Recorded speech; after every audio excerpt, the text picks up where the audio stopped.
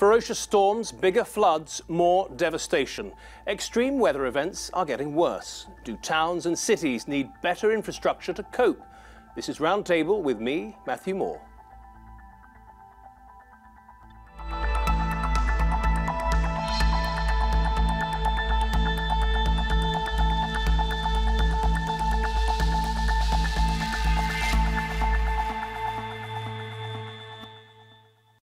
Well, many climate scientists agree that global warming is increasing the intensity of wild weather and the damage it can cause. Last month's Hurricane Harvey caused major flooding across the Texas coastline in the United States and showed that even big, wealthy cities are unprepared for the worst. In the developing world, protecting people and their possessions from the elements is even more of a challenge.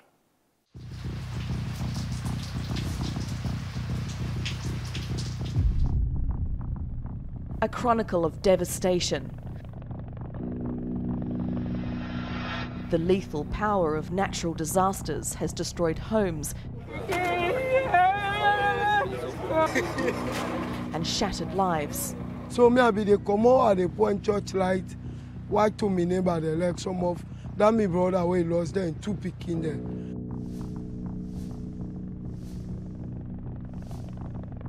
We have not experienced an event of this magnitude in our modern history.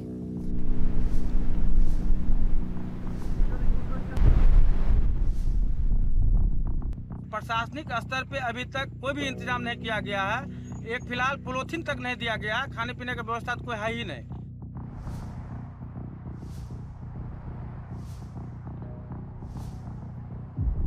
Climate scientists say global warming is making extreme weather more intense.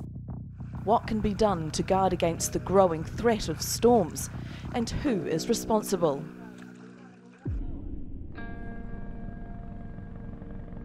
It calls itself the city with no limits, but Houston has been stopped in its tracks by Hurricane Harvey, a consequence of urbanization. An example of rapid, unchecked development in environmentally vulnerable locations. Hurricane Harvey has directly and indirectly affected 13 million people along the Texas and Louisiana coastlines and will cost the US government over $100 billion.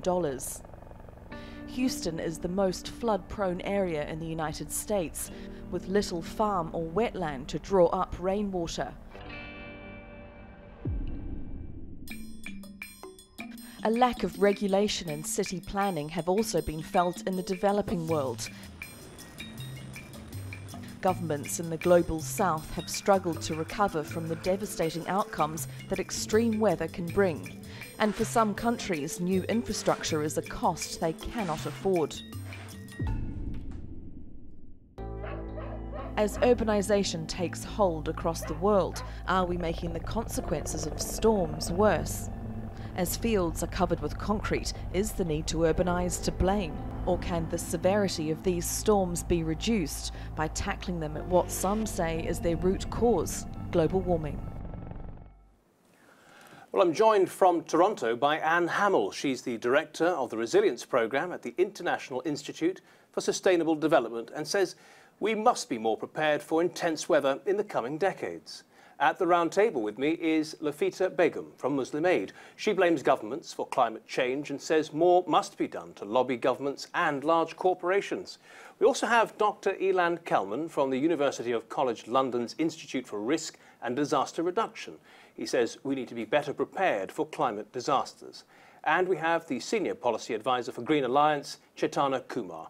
He says change needs to be made at an institutional level. Ilan, if I could just start with you, an important bit of nomenclature, if you like. It's a misnomer to call it a natural disaster because? Absolutely. We try and avoid the phrase natural disaster because disasters are caused by people, by our institutions, our organizations and individuals, making decisions, allocating resources, and ensuring that people who do not want to experience a disaster, often the decisions are to ensure that they are actually in vulnerable places. So disasters in the end are caused by where people live or where they're forced to live, how they live or where they're forced to live, and the disaster itself is not caused by nature's phenomena. Okay, Chaitanya, let me ask you about responsibility now. We've separated out the fact that the earth will always erupt and have floods and so on, but the disaster part of it is man-made. Would you agree with that? Yes, strictly in terms of the nomenclature, like you said, there is extreme weather events, as we like to call it, and there's actual disasters, which means loss of life and property that we've been seeing in the last couple of weeks. That is a disaster, and that is in some sense man-made. But if you're asking me the question of who's responsible for it, then I think it's the whole area of sort of people that get involved here.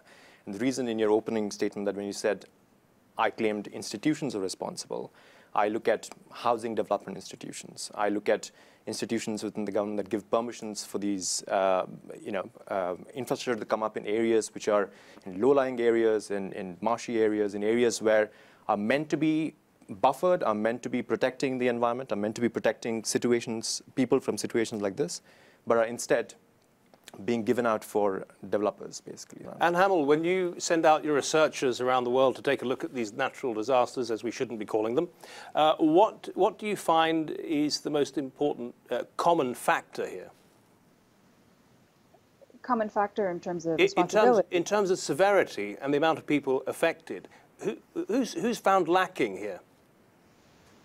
Well, I think, we've already referred to this already. I think those communities and those societies that are least equipped, I think, to prepare and deal with the consequences and the impacts of these hazards and these disasters are the ones that suffer the most losses. And oftentimes there's a lack of agency in the choices that they can make about how they choose to live their lives, or if they have a choice to live their lives in a certain way, where they choose to live.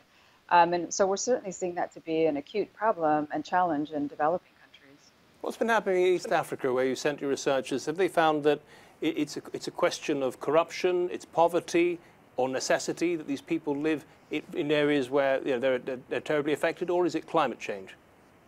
I think it's a combination of all of them. I think, we don't necessarily want to overstate, the role of climate change in all of this. I think it's an important factor, but it's not always the determining factor necessarily, or the sole factor. As you've already alluded to, governance issues are a huge issue in how people are affected by external shocks and stresses. The level of socioeconomic development, choices in livelihood strategies, all those play a factor in how people are affected by external shocks and stresses. But climate change is an amplifying force.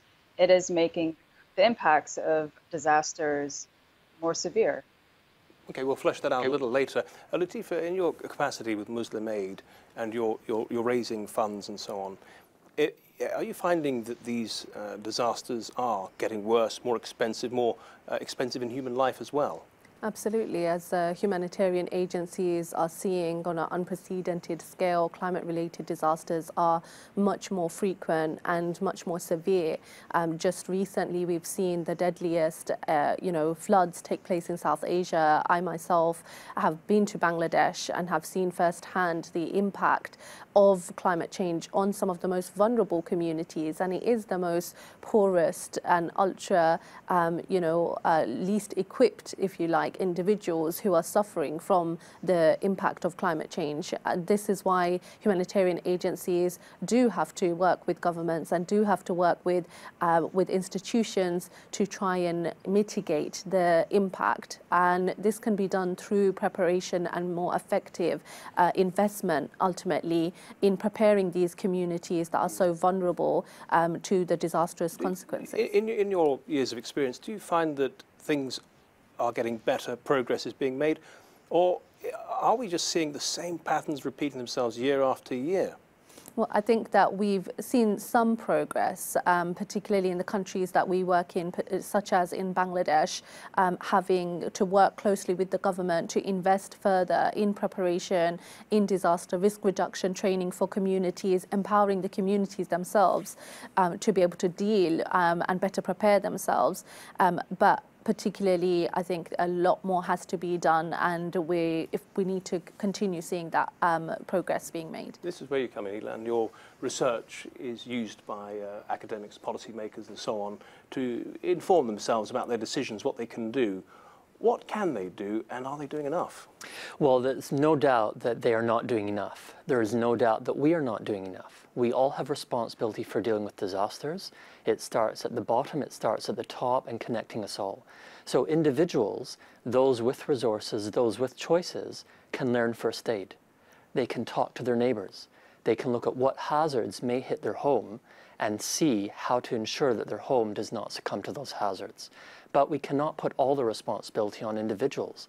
Governments, corporations, NGOs, everyone in the world can do something about it. And obviously governments, corporations, NGOs have a lot of power and a lot of resources. So if we look at some places around the world, such as Houston, they did not have very good planning regulations. If you build in a floodplain without planning for floods, you're going to get flooded when it rains. Similarly, corporations are very good at accumulating resources, accumulating wealth. That definitely helps the people who run the corporations. It definitely helps the shareholders, and people can argue whether that's good or bad, but we also need to accept that is going to create vulnerability, which then leads to disasters. So the question is, what do we want? If we want fewer disasters, we know how to go about doing that by taking responsibility, by voting, and by working with leaders and people in the street. Chaitanya, when you're looking at the case of Houston, you know, it's a pretty rich city, but it didn't handle it very well. No, it didn't. And unfortunately, we have seen cases with Hurricane Sandy, with Hurricane Katrina in the US, if you're talking about that, where it has brought wealthier parts of the country to its knees. New York is a classic example where a city like New York, which incredible amount of wealth was brought to its knees because of Hurricane Sandy, but the response has been good, and that is something we should be talking about, is how the mayor, how the state sort of department basically swooped in and looked at what mechanisms we could install for defense for such occurrences sort of avoid in the future, and also looking at mitigation process. They also know that climate change doesn't understand borders, for instance. So you will have implications of disasters not just in one city, but with people, say, coming in from different parts because they're impacted by it. There's a lot of sort of interconnection with climate change. So how do we respond to that sort of interconnected challenge that climate change produces is something that New York is looking at. And Hamel, it's, when you're looking at disasters, whether they are in rich areas or in poor areas, is there sort of a feeling that the rich tend to be better prepared and less likely to be in delicate, precarious situations in the first place?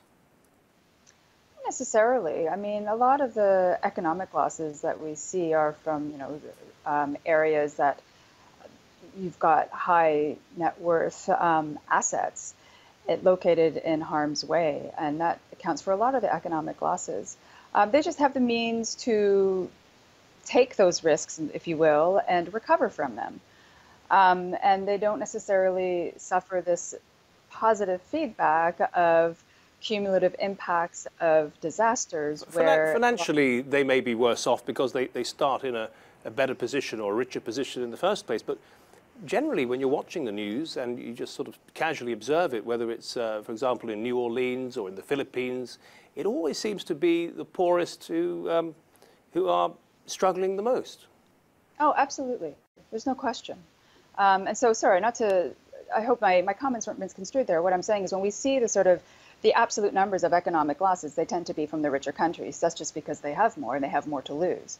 But, financially speaking, but in terms of, livelihoods and being able to survive and meeting basic needs and being able to get back on track in terms of meeting development aspirations and goals, it's definitely the poorest that have much more to lose and have a much harder time to recover from disasters. Do you think each nation, particularly with the United States, should make it their collective responsibility to look after the poorest in the vulnerable areas, or should it be a private situation where the individual takes responsibility for living there and also for preparing for the disaster?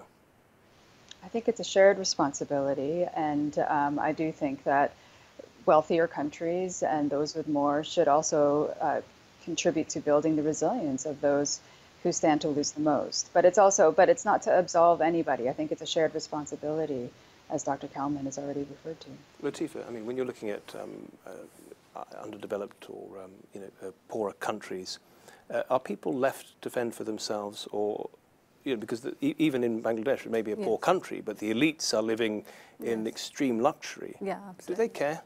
Well, I think this is why countries, that are vulnerable to climate change, and Bangladesh being one of the most disaster-prone countries in the world, definitely need to have better awareness raising, and this is where... I mean, the wealthy elites that run these countries, for example, yes, are they completely detached from what's going on at ground level? Do they care? Well, I think they definitely are somewhat detached, but this is why it's so important for agencies like ours to engage with them and to get them to recognize the importance of mobilizing the community. And we've seen that happen a great deal by working with communities on the ground. And aid agencies are one of the first, responders to disasters. And this is why it's so important that we engage across the different sections of society. Do you think there's a detachment from the elite and the business elite, the political elite, from the ordinary people? In many places, yes. In many places, no. It's easy. Give us an example where yes and no. Well, it's very easy to go after politicians and say, oh, they're just the pigs at the trough. But some of them are working 16, 18 hours a day, if not more. Some of them are on the ground helping out when there's a disaster. A very good example was Gerhard Schröder. In 2002, he was going into an election. He was expected to lose. Some of the worst floods in several years hit Germany and other countries in Central Europe. He was out there with the Wellingtons, helping mobilize people during the election campaign. There was a shift in the electorate, and to a large extent, he won that election because he was on the ground helping out. This is, again, not to absolve individuals, not to absolve politicians, but to recognize we all have a role to play. And Bangladesh is a good example. It's easy to hit on Bangladesh and say, oh, well, look, they're so poor and they're so corrupt. But in 1970, a cyclone went through Bangladesh, or what was then East Pakistan, killed several 100,000 people. They took lessons from this. The world helped, individuals helped, the elites helped, and they came up with the cyclone shelter and warning system. In 1991, similar cyclone went through, tens of thousands were killed, order of magnitude less. We did some work with the British Red Cross over the past 2 years in coastal Bangladesh, looking at building up people's capability to live for livelihoods, to deal with disaster. A cyclone went through last year. It was days, only days before they were up and running again, as opposed to weeks, as opposed to requiring humanitarian aid. So we have good practice examples. We should not get complacent. There's a long way to go. But all of us can contribute, and there are politicians, there are corporate leaders, there are small enterprises who are willing to contribute. We need to work with them as well as trying to change those who are not interested. And Hamel, you have some experience of advising through your research and so on, institutions, big international institutions like the United Nations. What has been your experience? Are people listening, or is this being sidelined? I think people are listening more than they have been in the last 20 years. So I think the attention to the issue is growing. I think there are concerted efforts into taking a more risk management approach to development planning and resource allocation. I think there continue to be challenges, though, and it's all I can say is it's getting better, but a lot more can be done. Ilan, I mean, your research is to inform policymakers and others. Who sits on the other side of the debate from you, trying to, in your opinion perhaps, to misinform or negate your efforts? A lot of it can be the elites, the political leaders and the corporate leaders who have already accumulated a lot of power and resources and want to maintain that in the short term. When we're dealing with disaster risk, this is a long-term effort. So we have to recognize it goes beyond the next election. It goes beyond the dictator's term of office. And this is absolutely where institutions come in. I think Chaitanya was willing to jump in on that. Yeah, please. Just a couple of points I wanted to make. Slightly on the earlier bit when Anne came in speaking about the UN climate negotiations, for instance. And Anne, maybe you could speak a little more to this. There was an entire conversation for the last 10 odd years before the Paris Climate Agreement, concept of loss and damage. Without getting into too much jargon, it's trying to understand that there are material implications of disasters, material implications of climate impacts on people's livelihood, right? So when people lose out billions of dollars and all of that, who's going to pay for that? Who's going to sort of contribute to rebuilding and rehabilitation of these communities? And there was this mechanism that we were discussing, negotiating, called the loss and damage, but it's sort of put aside on the back burner now. We're not talking about it at the moment. So that is a serious concern in terms of looking at responsibility that you've asked. Who is actually going to help these people rehabilitate? If you're looking at 1,200 people that have died in Bangladesh, India, and Nepal in the last 1 month because of flooding, who's going to actually rehabilitate their lives? That is a question we don't have a clear answer for, because people like to sort of withdraw from connecting it to climate change and going, this is not because of climate change, or you can't attribute climate change to any single weather event, which is true, technically, strictly speaking. But we know that the severity and intensity and frequency of these climate events have been rising over the last few years. So there's an entire campaign in the US, for example, of naming these hurricanes after politicians who don't really care about climate change. You know, not call them Harvey or Irma, very innocuous names, but actually call them, I don't know, Senator Inhofe. There you go. That's one bit. The second question of sort of pushback and institutional sort of pushback. Yes, it's unfortunate that we're still seeing science that is being funded by big oil companies and big institutions that have implications for the shift, the energy transition that the world is making. Let's not make any sort of bones about this. We are making that energy transition, whether we like it or not. The question is, climate change puts an imperative of meeting those targets, meeting those 1.5 degree target much faster than what we're currently set out to do. And if we remove all these hindrances from these institutions that are trying to push the narrative towards another side, that are trying to seed, doubt into the minds of people, then I think we'll work together much faster and get our goals much faster. And I just want to bat it back to you in Toronto for a moment to look at the linkage between climate change and the extreme weather events we're seeing. Climate change, it seems that most people are agreed, provides the background and can intensify weather events, but it doesn't per se cause them. Right. I mean, I think it's been called by the US military at one point a threat multiplier. It's an amplifying force, if you will. And I mean, for example, what we saw with the hurricane season here in the Atlantic and the Gulf of Mexico, sea level rise has meant that storm surges are bigger and more destructive than they would have been in the absence of climate change. The wildfires that we're seeing that increased temperatures are leading to longer, drier seasons, which increases the risks for more serious forest fires. So we're seeing these kinds of links, and the general consensus is that climate change is creating these conditions that are just making the impacts of natural hazards. See, these hazards existed without climate change. Wildfire seasons existed in Western North America. Hurricane season existed before climate change, but they're worse and they're more destructive, and the losses are increasing. Is it possible to project what will happen with these weather events in the future? Will they continue to get more intense, or is there any way of turning back the clock, so to speak? Well, that's what this whole Paris Agreement and the international negotiations are about, is about limiting this temperature increase so that we can then limit the destructiveness of these natural hazards and these resulting disasters.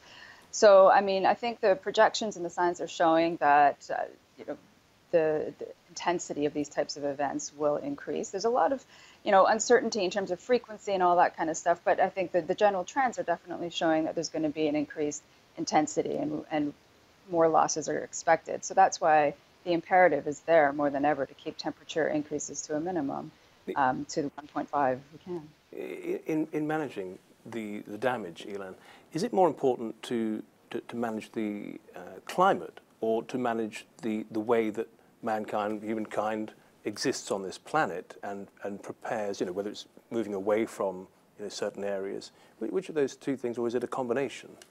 We need to be thinking about disasters in all its dimensions. What we do know is that we can reduce people's vulnerability. So maybe people choose not to live in a floodplain. but maybe they choose to live in a floodplain, and then we can take measures with regards to their behavior, their structures, and their possessions in order to reduce that vulnerability. When it comes to wildfires, do we just tell people don't enjoy the forest, don't live near the forest, or cut down the trees? That is not what I would advocate. I would say that wildfire is actually a typical, normal, needed ecological process. We need to learn to live with it, recognizing that in many places the way we managed forests to suppress fires is actually leading to an increase in the intensity when they happen. Right. Because many of these species are adapted bottling it up. Absolutely, it's bottled up, and many species are adapted to small, more frequent fires in order to spread. So we need to recognize what nature does, and we need to realize that we create our own vulnerability and we can take control of that. What do you think? Well, I think, I definitely agree. There are lots of challenges that we are not necessarily prepared for, but we as individuals, I think, have a great responsibility as well. And that's something that we work at, on a grassroots level as humanitarian agencies, as campaigning organizations, really trying to raise awareness and educate, the public about climate change and its impacts. Well, Lofita, Begum, thank you very much for joining us, and also Hamel and Ilan and Chaitanya. Thank you all very much for your contributions to the Roundtable today.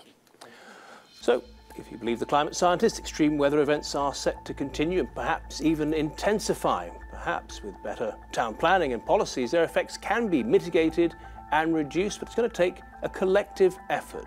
Well, that was Roundtable with me, Matthew Moore. Thanks for watching.